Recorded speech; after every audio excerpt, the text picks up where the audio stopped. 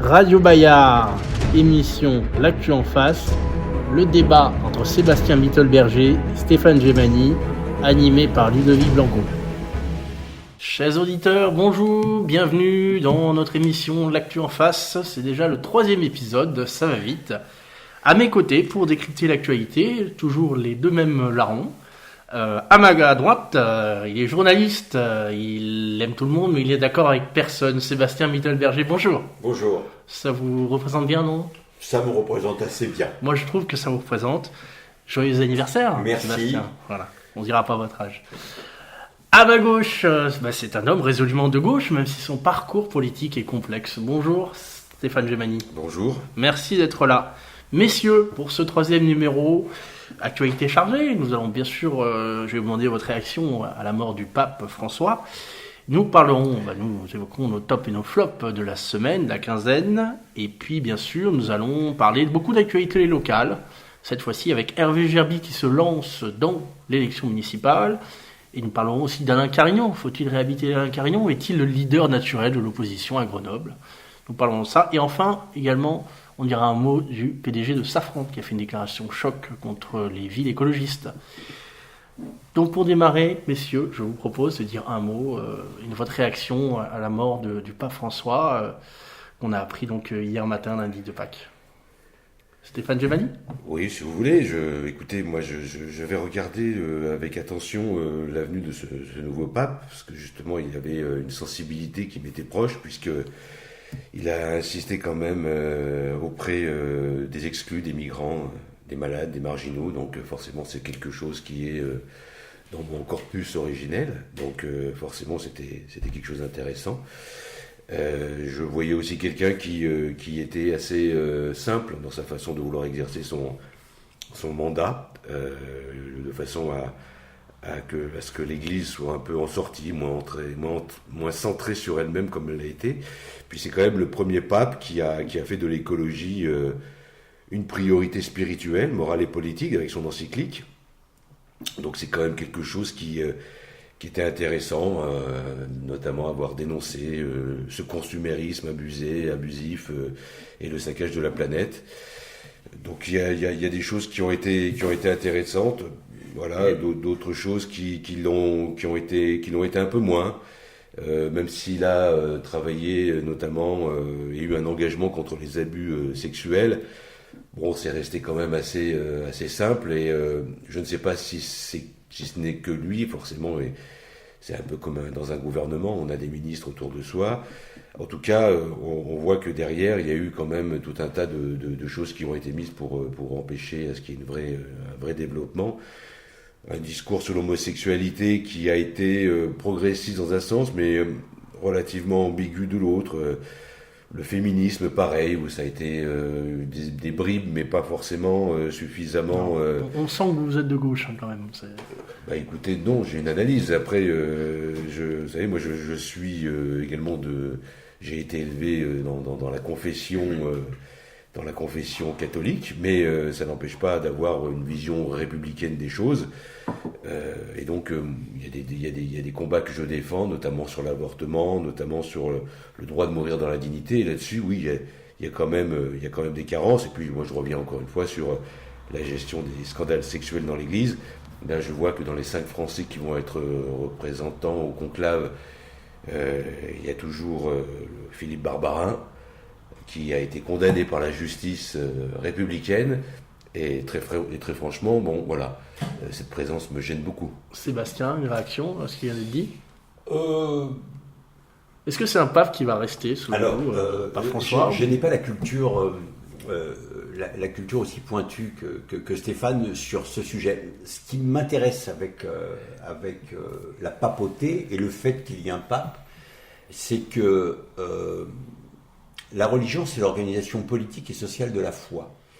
Et en ce sens, la maison catholique est gouvernée par quelqu'un. Et quel que soit le pape, j'ai pas l'analyse aussi fine que mon contradicteur, mais je suis toujours rassuré de savoir qu'il y a un pape et que cette maison, cas un cas, avec ses bons points et ses mauvais, est finalement gérée. Je trouve ça très rassurant. Alors moi, j'aurais bien des critiques à faire à l'égard du pape François, mais je dois reconnaître qu'il a eu quand même, là pour le coup, je crois qu'il est né un 25 décembre et il meurt un lundi de Pâques.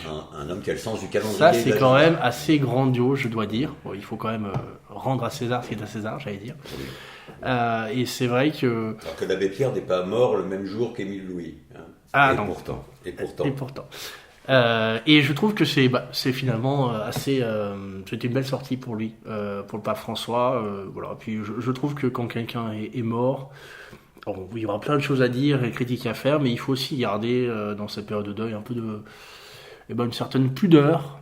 Voilà. Donc je ne vais pas m'étendre sur mes désaccords avec le pape François, ou en tout cas je pense qu'il faut le savoir l'exprimer de façon mesurée. Voilà. Dans cette période. Ça n'empêche pas de faire un bilan. Ça n'empêche pas de faire un bilan, mais je pense qu'il va être fait, qu'il est en train d'être fait. Voilà. Mais peut-être qu'on aura l'occasion d'en reparler. Messieurs, eh bien, je vous propose que nous passions au top et au flop.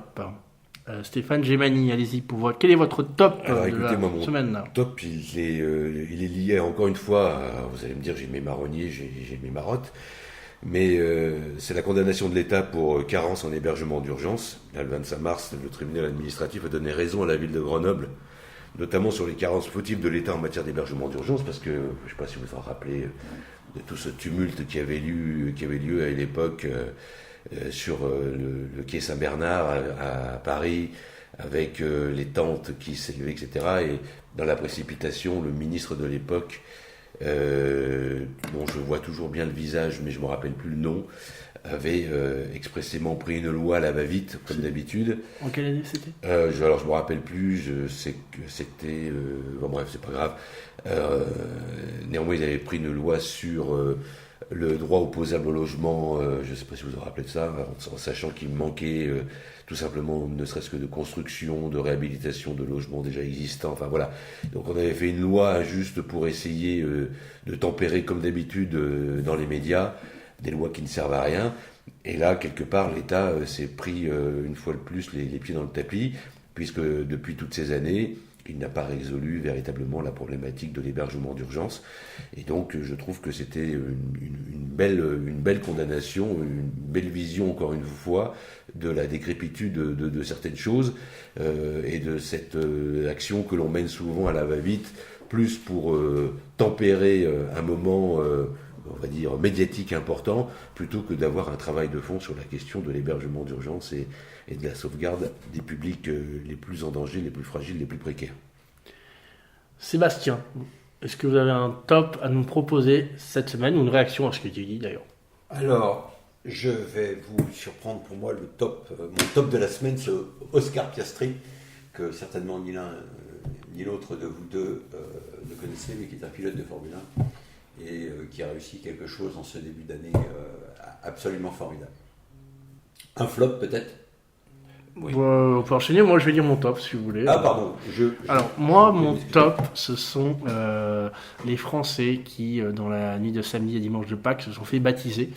Et il y a eu une explosion du nombre de baptêmes cette année. Déjà l'année dernière, le baptême des adultes et des adolescents, déjà l'an dernier il y avait une très forte hausse, et là elle a été entre 33 et 45% pour les adultes et les adolescents. Et je trouve que c'est de bons présages, je trouve. Ça me fait penser à cette phrase de Chesterton qui disait quand les gens ne croient plus en Dieu, ils ne croient pas en rien, ils croient en n'importe quoi. Oui, alors, et je pense qu'on a ce retour aux faits religieux. On a voulu, la génération des boomers est un petit peu tombée dans ce nihilisme, dans cette absence de religion. Et je crois qu'on a au contraire besoin d'une transcendance, d'une verticalité, de croire en quelque chose qui nous dépasse. Oui. Et je vois dans ce retour à la tradition quelque chose d'extrêmement fort. Je pense aussi au pèlerinage de Chartres, qui connaît un succès fulgurant. Alors, ça dérange certains milieux. Stéphane Gemani, j'imagine que ça dérange un petit peu. Et je pense que je sens que je suis pas d'accord. Là, on a pris une chicane. Sébastien, aujourd'hui, vous êtes à côté. Là, on a pris une chicane. Non, mais... confus. J'entends ce que vous dites, je respecte ce que vous dites, mais je pense aussi que ça pourrait aussi être alertant, parce qu'il y a un souci identitaire profond. L'identitaire que l'on a souvent décrié au niveau... il y a une crise civilisationnelle, mais vous savez, la civilisation, c'est du radicalisme, quelle soit l'incarnation... on va dire, religieuse d'où il vient. Moi, je pense qu'il faut aussi se poser la question, à savoir la recherche d'identité. Donc, ça peut être positif comme négatif à partir du moment qu'elle ne se déséquilibre et qu'elle passe d'un côté ou de l'autre. Moi, je pense qu'au contraire, c'est très positif. Il est peut-être audacieux de comparer l'identité universelle, céleste, avec celle des nations. Quand on parle, et d'ailleurs, regarde ce qui se passe en Amérique. J'ai vu sur les réseaux sociaux qu'on nous reprochait de participer à une émission sur un canal identitaire, mais l'identité des nations, elle existe. Mais l'identité spirituelle, intellectuelle, religieuse, elle existe aussi, et je suis d'accord. Oui, mais regarde ce qui se passe aux États-Unis actuellement. Tu vois quand même que l'identité religieuse catholique, telle qu'elle a été transformée par Donald Trump et utilisée par Donald Trump, lui donne quand même un aspect complètement différent. Enfin, je veux dire, les messes de début en début d'intervention, etc. Enfin, c'est des choses que tu ne verras pas, en tout cas j'espère qu'on ne verra pas en France. Mais on voit quand même que l'identité religieuse, elle prend le pas sur la logique laïque et républicaine. C'est extraordinaire avec Stéphane Gemani, c'est qu'il pense que le problème dans le monde, et notamment aux États-Unis, c'est la religion catholique. Mais non, c'est pas ce que je viens de dire. Je dis que le catholicisme s'est effondré, la France s'est effondrée aussi. C'est quand même non, pas. Ça, c'est chacun sa vision. Moi, je pense que c'est pas que ça. Chacun sa vision. Bien sûr. Moi, je pense que la laïcité, elle protège les religions, mais elle n'a pas à les mettre en tête de gondole pour la gestion d'un peuple et de la destinée d'un pays. Voilà. Mais vous confondez la France et la République. De Gaulle disait la France est chrétienne, la République est laïque. Moi, je confonds pas, je confonds rien du tout. Je pars sur le principe que les religions n'ont pas à s'immiscer dans la sphère politique. Bon, écoutez, on ne tombera pas d'accord. Vous voulez rajouter quelque chose, Sébastien ? Oui, bien sûr, vous irez dire ça aux auteurs des attentats du 13 novembre. Je leur dis. Entre autres. Je pense qu'effectivement, aujourd'hui, la politique, le fait religieux, vous l'avez dit tous les deux, c'est finalement deux facettes de ce qu'est l'identité. Et intellectuellement, on peut bien sûr en débattre longuement, et là-dessus, je pense qu'on aura même l'occasion de se retrouver dans certains de nos propos.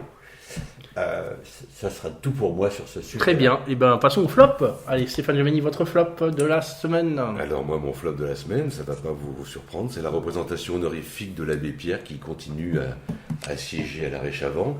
Alors que moi j'avais eu un débat assez mouvementé. L'arrêt Chavant, donc c'est pour ceux qui ne connaissent pas, c'est à Grenoble, l'arrêt de tram. C'est ça, l'arrêt de tram. Alors que toutes les villes qui avaient une représentation de l'abbé Pierre les ont annulées, ou en tout cas modifiées. Moi j'avais eu un long débat avec les personnes qui étaient concernées, qui ont la possibilité de soustraire cette représentation, en me disant mais tu te rends compte Stéphane, c'est quand même un résistant malgré ce qu'il a pu faire. Bon, maintenant on s'aperçoit qu'il a eu une résistance un peu passive, qu'il a été quand même bien pétainiste sur les bords et qu'il a été surtout très antisémite jusqu'à la fin. Donc moi je suis désolé, mais donner du crédit à une telle personne en plus de ses exactions pédocriminelles et autres fait que cette personne n'a plus rien à foutre sur un arrêt, et d'autant moins un arrêt qui honore la mémoire des résistants de l'Isère. Oui. Alors, moi, dans un premier temps, j'ai toujours ce réflexe de ne pas hurler avec la meute. Toutefois, il faut reconnaître... Le sort s'acharne quand même un peu. Hein.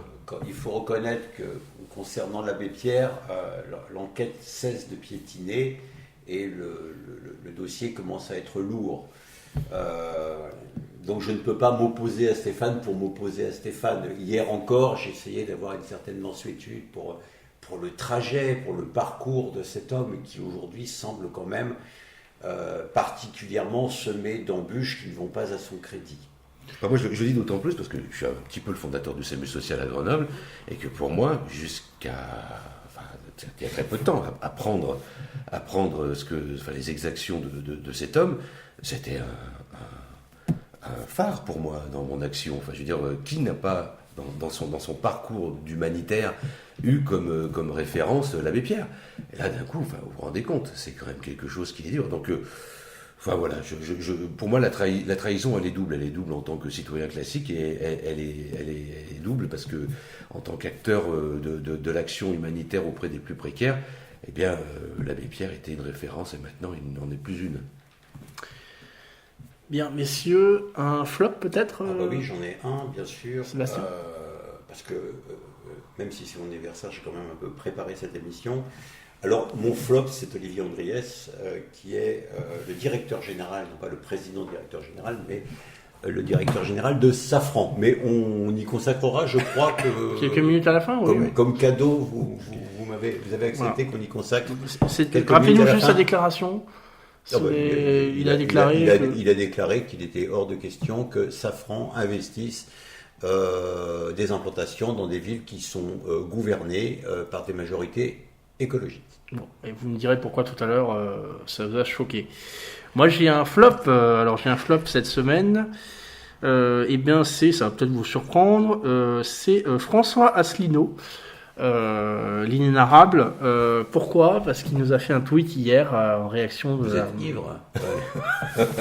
Qui est ce monsieur ? non. Non, je plaisante. Non, François Asselineau, Non, mais je plaisante. vous voyez qui c'est, je pense. Ouh là oui. Il nous a fait un tweet assez déplorable, je trouve, sur la mort du pape François. Alors autant ses conférences sur la construction européenne, il y a des choses que j'ai trouvées intéressantes, mais là quand même, on comprend pourquoi ces résultats électoraux ne sont pas bons. Franchement, il nous a fait un tweet, donc je vous donne c'est un long tweet, donc je vais pas vous le lire en entier, mais stupéfiante fin de pontificat, excusez-moi. En fait, il nous raconte la venue du vice-président américain, J.D. Vance, qui est allé voir le pape la veille de sa mort, donc c'est un des derniers à l'avoir vu, et il nous dit le pape François a offert des chocolats Kinder aux enfants de J.D. Vance. Et que les chocolats Kinder, il y a une histoire avec Kinder, vous savez. Donc bref, il nous a fait toute une litanie pour dire que le pape François n'aimait pas les enfants et qu'il voulait s'en prendre aux enfants. Et j'ai trouvé ça extrêmement déplacé. Décollé électoralement, il y a quand même des choses, des codes à respecter. Et là, vous êtes allé trop loin. Ceux qui veulent lire l'autre tweet, ils vont le lire par curiosité. C'était assez déplorable. Voilà. Moi, Asselineau décolle pas, ça me dérange pas, très franchement. Voilà. Donc je pense que certains de nos auditeurs ont pu être sensibles à sa critique de l'Union européenne, de la construction européenne, mais là, malheureusement, il a dérapé, je pense. Voilà, c'était mon flop de la semaine, messieurs. Donc si vous n'avez pas d'autres, je vous propose que nous passions à la première grande thématique, qui est le local, qui est l'élection municipale à Grenoble, qui est lancée d'une certaine façon, puisqu'on a vu un candidat coller des affiches dans Grenoble, Hervé Gerby. Alors, Sébastien Mittelberger nous a expliqué qui est Hervé Gerby, quelles sont ses chances, quel est son créneau. Il a publié des affiches qui ont été d'ailleurs recouvertes, je suppose qu'on en parlera. Il a également fait une vidéo pour parler de sécurité. Qui est Hervé Gerby et quel est son créneau politique ? Alors, Hervé Gerby est un avocat connu sur Grenoble, mais pas que sur Grenoble, puisqu'il plaide aussi à Paris sur des affaires extrêmement sérieuses, avec un cabinet qui s'appelle Victimes et Préjudices. Donc il est spécialisé dans la défense des préjudices corporels et psychologiques des victimes. Bon. Il a été également président du CRIF Grenoble-Dauphiné pendant, je crois, 2 ans. Je ne me rappelle plus quelle est 2 ou 4 ans, je doute. La taille du mandat. Et puis, en politique, en 2007, il avait été le suppléant de Nathalie Béranger sur les législatives. Il est revenu en force en 2025 en participant à la partielle sur la première circonscription de l'Isère, au mois de janvier. De l'Isère, au mois de janvier de cette année. Où il avait fait un score... Il avait fait un score honorable. Honorable, il a fait à peu près 8,5%. Ensuite, dans Grenoble, un petit peu moins à l'extérieur. Dans Grenoble, effectivement, un petit peu moins à l'extérieur, il faut pondérer, vous avez raison. Je crois qu'on est à 7,60 ou quelque chose comme ça sur l'intégralité de la circo. Toutefois, il l'avait dit à cette époque-là, c'est un galop d'essai pour sa participation en tant que candidat à l'élection municipale de 2026. Son credo, puisque vous me le demandiez politique, il le dit lui-même, il le situe entre Édouard Philippe et Horizon, et le PSU originel de Michel Rocard. Donc ça le situe vraiment là où il dit se placer, dans un bloc central plutôt populaire et pas énervé. Pour répondre à votre deuxième question, est-ce qu'il a lancé sa campagne ? En quelque sorte, oui. Et alors on peut critiquer Hervé Gerby pour... Il n'a pas dit officiellement... Il n'a pas dit je suis candidat, mais sur son affiche, c'est écrit les municipales de 2026. Enfin, il a écrit moi, maire de Grenoble. Moi, maire de Grenoble. Donc, je pense que si quelqu'un n'a pas fait lecture de la potentialité de la candidature d'Hervé Gerby sur la municipale 2026, il est hors sol. Hervé Gerby a au moins cette franchise, c'est de dire depuis le début et depuis la partielle qu'il sera candidat aux élections municipales de 2026. Il l'est. Il écrit à qui veut le lire, moi, maire de Grenoble, donc c'est ce qui paraphrase un petit peu le François Hollande de 2012, moi président. Et je trouve, en tout cas de mon point de vue, que sa façon de faire de la politique aujourd'hui est assez courageuse. Il y va. Il a fait un clip hier, ce week-end, qu'il a présenté sur les réseaux sociaux et certainement sur des sites.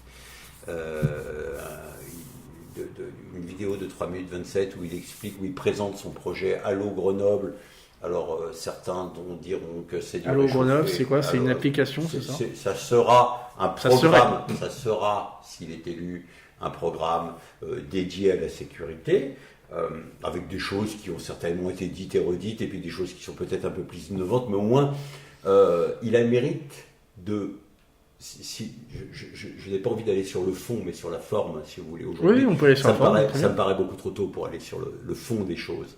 Mais en tout cas, sur la forme, quand d'autres se perdent en conjecture pour de savoir s'ils doivent consulter tel ou tel groupe citoyen, tel ou tel collectif, lui, il y va. Il y va avec ses moyens financiers, il y va avec son incarnation, avec son nom. Il ne parle pas de collectif, mais d'équipe, et il bosse. Et ce que j'aime bien dans la candidature actuellement d'Hervé Gerby, c'est qu'il montre qu'il travaille. Je ne parle pas du fond, et là-dessus, je sais que Stéphane Gemani va me transpercer de flèches. On va lui poser la et question. d'ailleurs, le jour de mon anniversaire, c'est pas très élégant, mais il est ainsi fait. Mais pour conclure, la candidature d'Hervé Gerby a le mérite d'être claire, d'être posée et de montrer qu'un candidat travaille. Stéphane Gemani, Hervé Gerby, il met sur son affiche « Moi, maire de Grenoble ». C'est vrai que vous l'avez dit, ça fait référence à la phrase de François Hollande. Ça devrait vous plaire, cette référence à François Hollande? Est-ce que vous ne pourriez pas travailler avec Hervé Gerby, finalement? Écoutez, Hervé Gerby, il pose un contexte. Sébastien l'a dit. Il dit voilà, je serai candidat à la mairie de Grenoble pour devenir maire, très bien. Je trouve que son lancement de campagne est pertinent parce que on va dire qu'on ne partage pas tout avec Hervé, mais en tout cas sur la question de la sécurité, pour moi je pense aussi que ça va être la question primordiale pendant cette campagne municipale. Donc il prend une position qui est pour moi juste sur le fond. Après, le contenu, moi ce qui m'étonne, c'est qu'il reprend largement le travail que j'avais mené avec mon équipe dans les mêmes conditions, c'est-à-dire qu'on a quand même édité en open data, parce que nous on a fait quelque chose en open data, on a fait des réunions ouvertes à toutes les formations, à toutes les personnes qui voulaient bien venir. Il y a plus de 50 pages quand même qui ont été éditées sur le travail de valorisation de la sécurité à Grenoble, avec l'augmentation de la police municipale, l'armement, toute la technologie, etc., budgétisée de façon pragmatique sur ce qui est en potentialité au niveau de la ville. Après, il faut être dans le moteur pour savoir si les choses peuvent se faire, mais en tout cas, on a essayé de le faire de façon le plus juste. Je vois que ce que retranscrit de façon un peu plus publique, avec plus de moyens, Hervé Gerby est à peu près équivalent avec quelques modifications, parce qu'il ne faut pas déconner non plus, il ne faut pas montrer non plus que c'est que du plagiat. Moi, ce qui m'étonne toujours, c'est la méthode. C'est-à-dire que moi, je vois tout un tas de personnes qui m'expliquent que effectivement la sécurité, c'est la première de leurs préoccupations. Mais quand on ouvre quelque chose de façon beaucoup plus large, je les ai jamais vus arriver pendant les 7 dernières années à venir participer au groupe de travail que nous avons mis en place. Et ce qui m'étonne aussi, c'est que les gens bien au courant de ce qui se passe au niveau politique à Grenoble ont un petit peu oublié ce travail de longue année. Donc moi j'attends de voir aussi son positionnement qu'il aura par la suite, parce que pour pouvoir véritablement exister et devenir maire, il faudra qu'il soit devant Carignon. On en parlera donc, oui, mais je voudrais faire un aparté. Oui, vous hochez la tête. Tu feras un aparté quand j'aurai terminé. Mais le positionnement, moi, que C'est des longs développements, mais allez-y. Non, mais ceci dit, son développement était très long aussi. Voilà, on est d'accord. Il est toujours Trop toujours trop long. Hein. Mais moi, j'attends de voir s'il se démarque vraiment d'Alain Carignon, parce que à la fin, qu'est-ce qui va se passer? Si Alain Carignon est devant, étant donné son passé à Hervé Gerby, pourquoi il n'irait pas rejoindre et tempérer un petit peu l'image d'Alain Carignon, rejoindre les rangs d'Alain Carignon et faire en sorte que l'électorat qu'il aura glané se répercute tout simplement au deuxième tour sur la candidature d'Alain Carignon. Non, mais c'est logique. Ne dis pas ah là là, c'est quelqu'un qui est quand même plus de centre droit, mais il est quand même plus à droite. Tu l'as dit tout à l'heure toi-même, il a été le suppléant de Nathalie Béranger qu'on retrouvera sur la liste d'Alain Carignon. Il n'y aura pas besoin, il ne sera pas utile que Hervé Gerby donne un mot d'ordre entre les deux tours. Mais pour qui prenez-vous les électeurs? Mais ça, c'est un truc habituel. Pour qui, pardonnez-moi. Pour qui prenez-vous les électeurs? Les électeurs d'Hervé Gerby, et là-dessus je suis assez d'accord avec vous. Globalement, il y a une partie centre-droit des électeurs qui voteront pour Hervé Gerby au premier tour et qui se reporteront naturellement sans qu'il y ait besoin d'alliance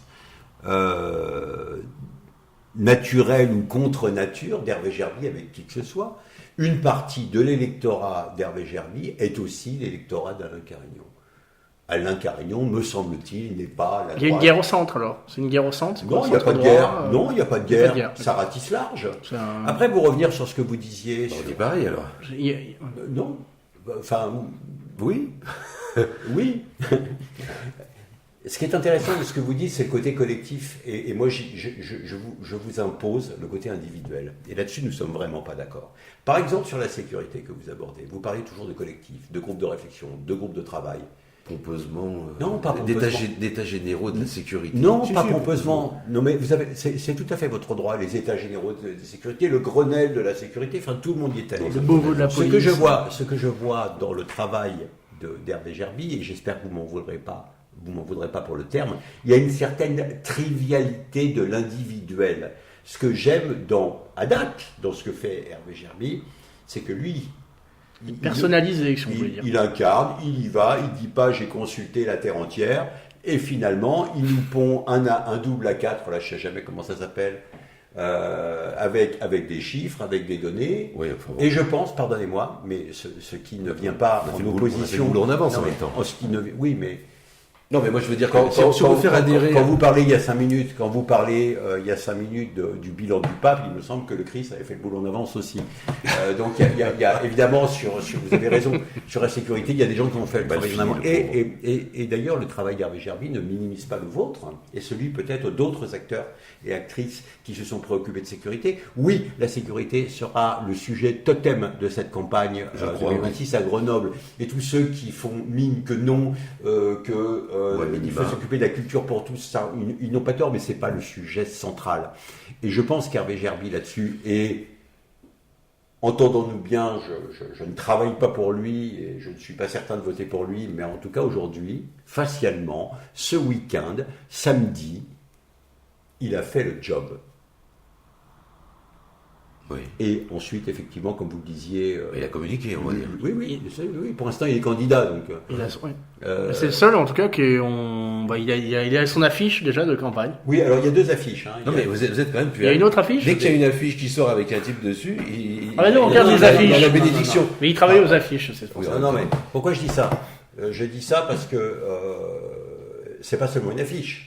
C'est des tracts, oui, c'est une campagne d'affichage, et surtout, je crois que c'est plus collectif. C'est un clip et c'est une explication de texte avec son double A4. Moi, j'ai la prétention que si on veut mettre en place quelque chose, il faut qu'il y en ait l'adhésion d'un maximum de personnes. Et puis, je trouve que même les personnes qui nous sont... élections pour les élections. Non, mais moi, les gens qui nous sont opposés peuvent nous apporter également des arguments qui sont très intéressants dans l'édification d'un projet sur la sécurité. Donc, pourquoi, à un moment donné... Alors là, je vois qu'il a glané quand même des informations, donc on va dire que j'ai fait un peu le boulot à l'avance, parce qu'il y a quand même... Je vous invite à aller lui dire. Mais je lui dirai sans aucun problème. Et donc, moi, en tout cas, ce que je vois, c'est que la budgétisation et le plan, ils ressemblent beaucoup à ce que nous avons mis en place. Donc, très bien, c'était en open data. Je ne vais pas reprocher à quelqu'un d'avoir récupéré des datas qui étaient ouvertes à toutes et à tous. Ce que je reproche, c'est qu'à un moment donné, quand on est véritablement concerné par la question et que vous avez une invitation, humainement parlant, de se retrouver ensemble pour en discuter, qu'on ait quand même très peu de personnes qui viennent de cet horizon-là pour pouvoir en discuter ensemble. D'accord, voilà. Votre bilan, toutefois, le bilan d'Hervé Gerby, on peut le trouver. C'est pas un bilan. Le travail, pardonnez-moi, vous avez raison de le dire, le travail d'Hervé Gerby à date, c'est-à-dire 22 avril, une date qui m'est chère, c'est que c'est un homme qui a travaillé ces derniers jours. Mais il n'est pas tout seul à avoir travaillé. Qui a travaillé et qui nous montre le travail fourni. Et on peut parler que de com. Moi, ça ne me dérange pas. On est à un an du scrutin. Mais d'accord, mais moi je trouve que là vous êtes un peu facile. Dès qu'il y a quelqu'un qui sort une communication, il a travaillé. D'autres qui ont travaillé n'ont pas sorti de communication. Pour moi, respectable. Moi j'ai une question quand même pour revenir. Quel est son espace politique? Jusqu'où il peut aller, Hervé Gerby? Est-ce qu'il a un plafond de verre? Est-ce qu'il peut espérer dépasser Alain Carignon? Moi, je pense qu'il ne dépassera pas le Carignon. Je pense qu'à la Pourquoi? fin... Pourquoi? Parce que je pense que Carignon a son électorat et qu'il a sa base électorale et qu'il fait un travail, malheureusement, très populiste actuellement, qui marque dans l'opinion publique. Et donc, ce qui est intéressant avec Hervé Gerby, c'est qu'il ramène une droite républicaine avec un discours beaucoup plus posé. Alors lui, il ne se considère pas comme étant de droite. Hein. Oui, voilà, écoutez, en tout cas, il est quand même plus de centre-droit qu'il n'est de centre-gauche. Je pense que ce qui est intéressant dans sa démarche, c'est qu'il essaye de rendre un peu plus républicain la démarche d'une certaine droite. Moi, mon problème, c'est à savoir, au deuxième tour, à qui va-t-elle bénéficier si ce n'est Alain Carignon? Sébastien? Moi, j'ai encore une fois, et c'est peut-être ce qui est le plus intéressant dans cette émission, c'est que Stéphane est plus sur le fond et moi sur la forme. Moi, je vois un candidat.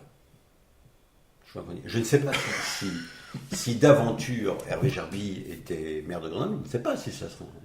Tout est possible. Si ça serait un bon maire. En revanche, je trouve que c'est un candidat super intéressant, un peu à l'américaine, j'ai pas le contraire. avec des moyens. Donc, moi, je ne parle, pardonnez-moi, Ludovic, Vous répondez pas loin à la question. Hein. Je vais y venir. Je ne parle qu'à date. En tant que candidat, je trouve, il est marteau. Oui, il a sa place, bien sûr. Est-ce qu'il est obligé, est-ce qu'il est vraiment identifié des habitants? Oui, je pense qu'il il n'a pas un déficit de notoriété par rapport à d'autres. Il faut arrêter de penser que personne ne le connaît. Alors, c'est pas exactement ce que j'ai dit. Hein. Ça dépend par rapport à qui. Il a forcément un déficit de notoriété par rapport à Carignon, par exemple. Par rapport à Carignon, mais si Éric Piolle se présentait, il a forcément un déficit de noto. Toutefois, il commence tôt d'ailleurs. Il y a eu il y a eu la partielle. Il s'est fait quand même un peu connaître. Il occupe le terrain en permanence sur les réseaux sociaux. Il est souvent en ville. Enfin, il bosse. Encore une fois. Alors, le déficit de notoriété qu'il a pu avoir, je pense qu'il va finir par le combler. C'est pour ça qu'il est marteau aussi. Voilà, c'est pour le combler totalement. C'est pour ça qu'il est des marteaux. Quant à son couloir de nage, effectivement, il se situe, je l'ai dit, je le répète, entre Édouard Philippe, Horizon, donc une espèce de gauche très polie, très dimanche midi, et puis le PSU de Michel Rocard, une espèce de gauche très dimanche midi aussi. Tous ces gens-là pouvant se retrouver à la même table pour un déjeuner pascal sans trop de problèmes. C'est vrai. Je pense que ce que je pense d'Hervé Gerby, c'est qu'il est intelligent et malin, et parfois en même temps.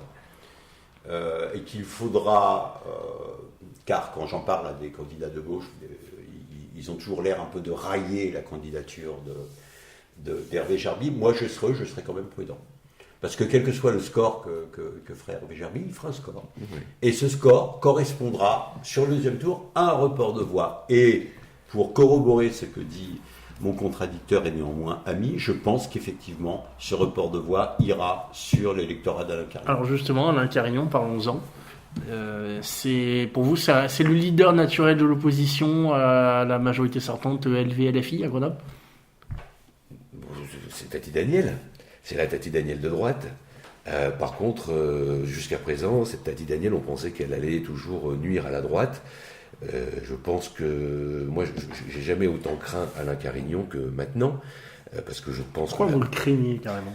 Parce que je crains, ne serait-ce qu'en termes on va dire d'image, c'est jamais bon de réhabiliter un maire qui a fauté et pas fauté à moindre mesure. Enfin, je veux dire, c'est quand même quelqu'un qui a pris une peine suffisamment lourde, avec, on va dire, une décision de justice qui est tout aussi lourde. Condamnation pour corruption, abus de biens sociaux, subornation de témoins, atteinte directe à l'intérêt général. C'est pas rien quand on veut redevenir maire. On va dire, il y a d'autres métiers. Moi qui suis chauffeur de bus, demain il y a un problème en l'absorption de drogue, enfin avoir renversé une personne, etc. Vous perdez votre qualification à vie. Donc, moi je pense que quand on a fait de telles fautes, même si on l'a soi-disant payé par la justice, on ne devrait pas revenir, ne serait-ce que par éthique.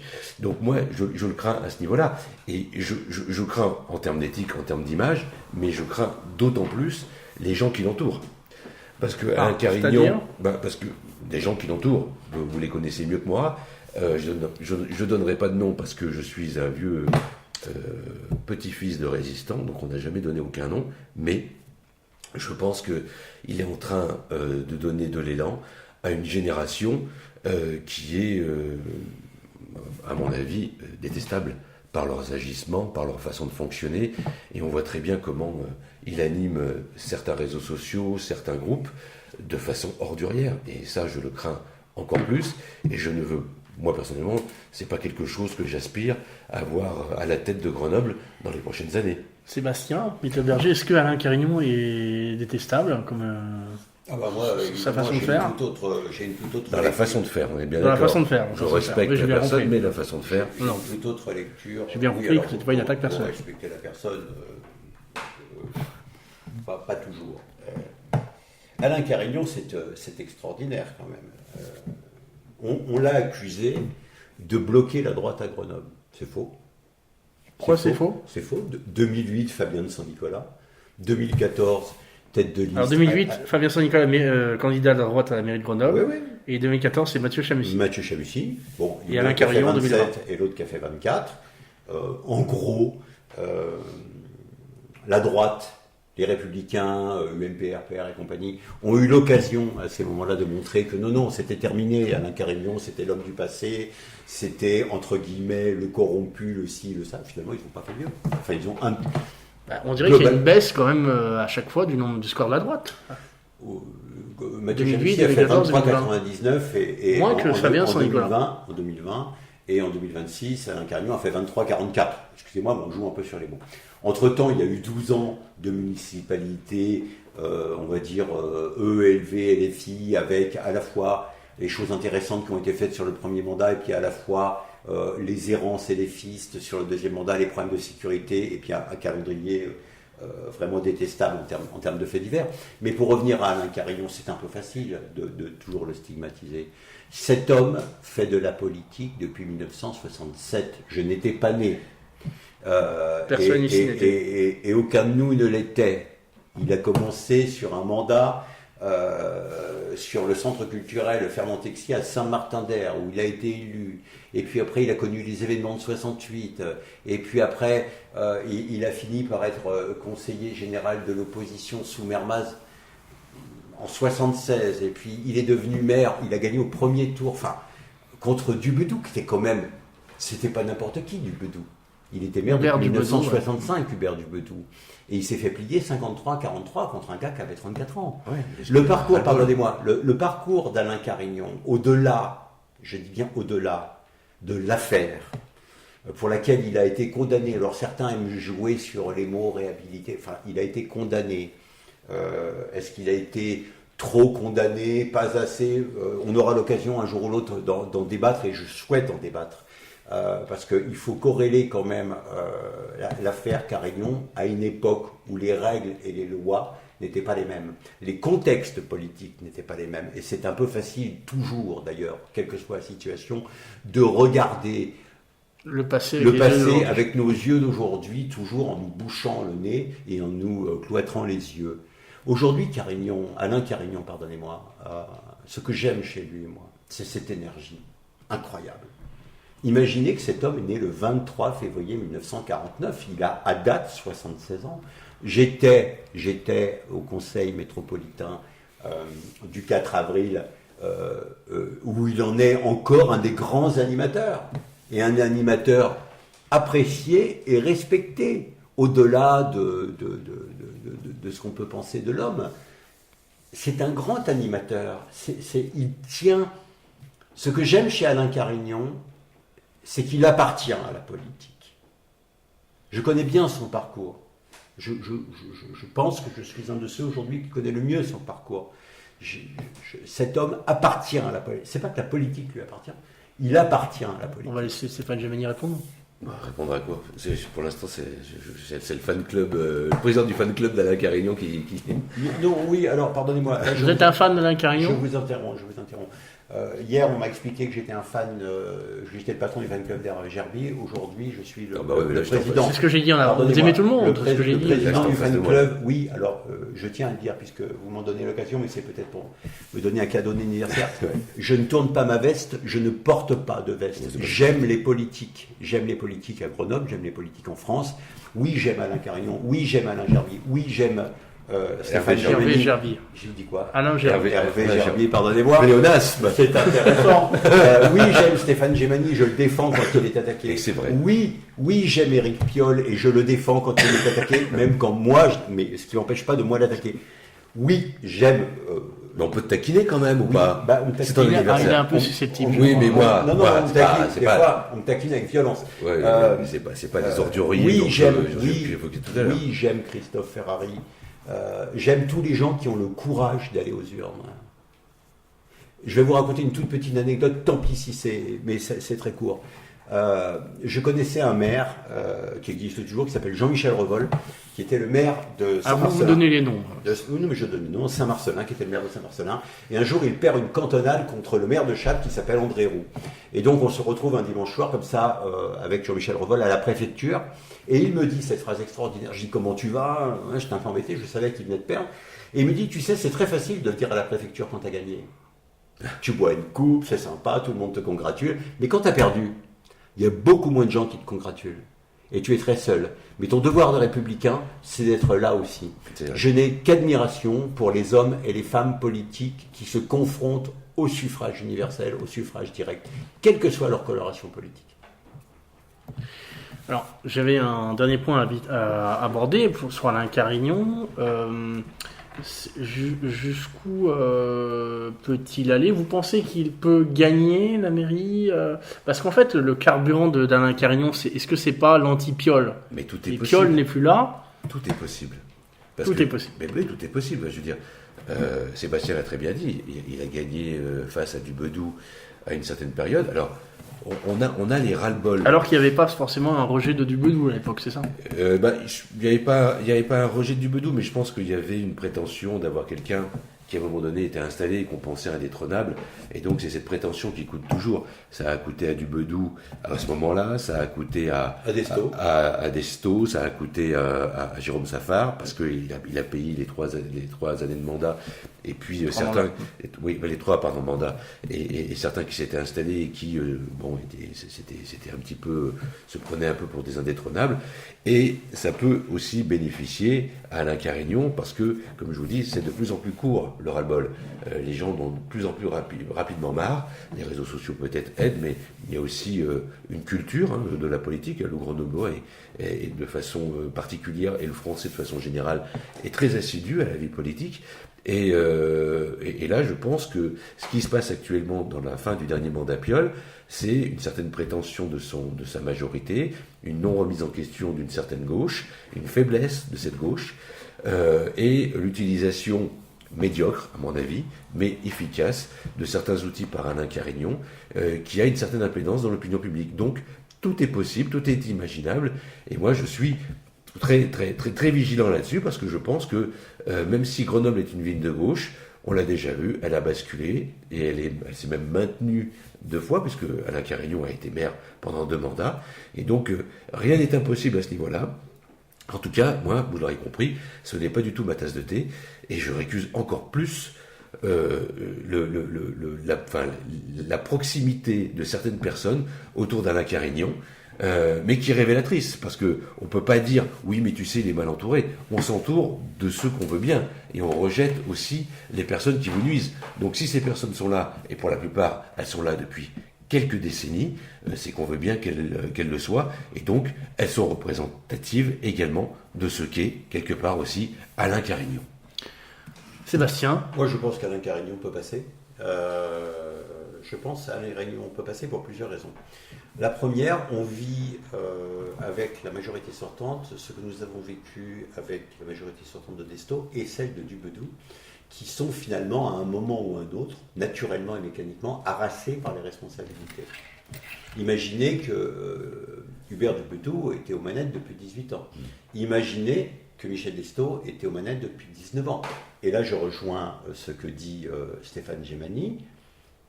Quand on parle d'Hubert Dubedou et de Michel Destau, c'est Hubert Dubedou, Michel Destau et ses équipes, et sa majo. Tous ces gens étant, au bout de toutes ces années, ayant pris pour certains de mauvaises habitudes, pour certains de trop bonnes, et en tout cas n'étant plus combatifs sur le plan politique. Éric Piolle aujourd'hui et la municipalité Sa majorité est fatiguée.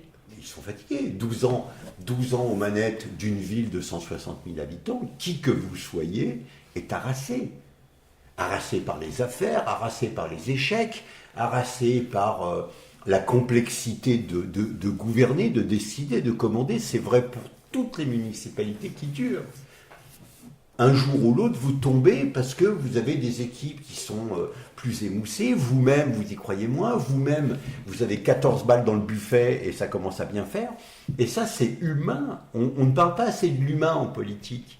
Je pense qu'Éric Piolle et son équipe sont fatigués. Donc, ils essayent de raccrocher avec des bouts de ficelle une espèce de candidature de chef de file. C'est le mot très à la mode en ce moment à Grenoble parce que tout le monde a très très peur de mettre en avant sa dotation testiculaire et de sortir quelque chose d'un peu courageux. Alors, mais finalement, ces gens sont fatigués. Et pour vous répondre, Alain Carignan peut profiter de ça. Et je dis Alain Carignan en son nom parce que je suis circonspect également, comme vous, sur les entourages des uns et des autres, de Carignan et d'autres d'ailleurs. Mais Alain Carignan peut, cette fois, remporter le game. Il y a quand même le volet sécurité, qui est un volet qui a endommagé l'image de la gauche dans sa globalité. Cette incapacité à donner des réponses, voire même des outils, à rester hermétique aux problèmes de sécurité et surtout d'insécurité dans Grenoble, qui aujourd'hui est palpable, hélas, par des citoyens comme vous et moi. Ce n'est pas qu'une histoire de quartier et de narcotrafic. Je ne sais pas si Alain Carignan, moi je ne parle que de forme, je ne sais pas si Alain Carignan est en capacité d'apporter une réponse majuscule à tout ça. En revanche, il est en capacité de gagner l'élection. Eh bien écoutez, nous verrons si Alain Carignan peut gagner. J'avais une dernière information à vous communiquer puisqu'on avait parlé de cette hypothèse la dernière fois.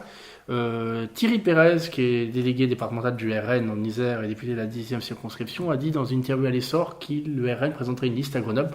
Donc il y aurait a priori une liste municipale à Grenoble. Ça a confirmé notre supposition des dernières émissions. Voilà, je voulais juste communiquer cette information pour être complet. La dernière fois, finalement, nous avons abordé la gauche. Aujourd'hui, on allait du centre jusqu'au RN.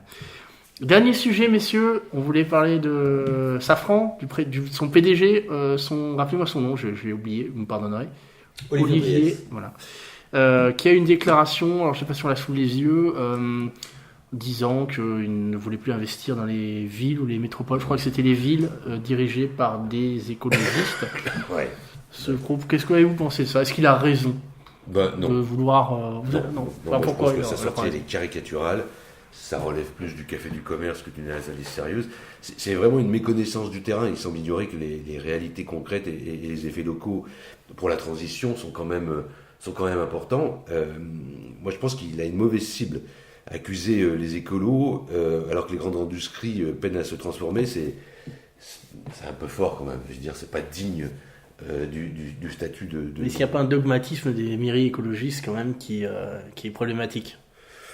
Peut-être qu'il a mal abordé le sujet. Oui. Et est-ce que lui-même a une stratégie politique? Parce que je pense que, je sais pas, il y a une sortie qui alimente quand même volontairement les clichés anti-écolos.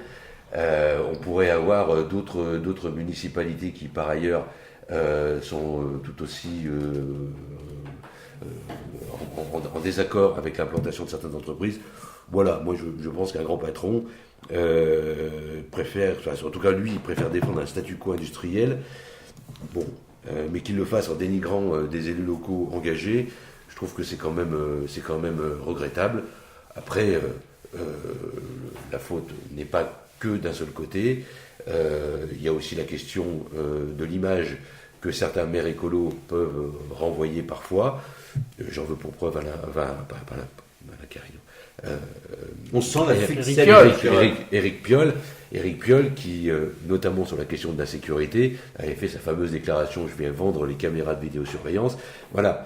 Donc ça veut dire que la responsabilité, elle est conjointe. Non, un PDG d'entreprise tel que Safran n'a pas le droit de parler comme ça, mais un maire n'a pas le droit de dire tout et n'importe quoi juste pour plaire à son électorat ou pour faire du buzz à un moment donné dans l'opinion publique, parce que la parole d'un maire, elle est tout aussi importante, et même plus importante parfois qu'un président de la République, parce que c'est une référence locale. Et donc, quand on est maire, on dit pas tout et n'importe quoi, on fait pas tout et n'importe quoi, et on évite de basculer dans le dogmatisme qui donne la possibilité à des PDG tels que celui de Safran de faire des sorties dignes, même pas dignes parfois du Café du Commerce, ou alors Café du Commerce à heure tardive quand les gens sont bien avilés.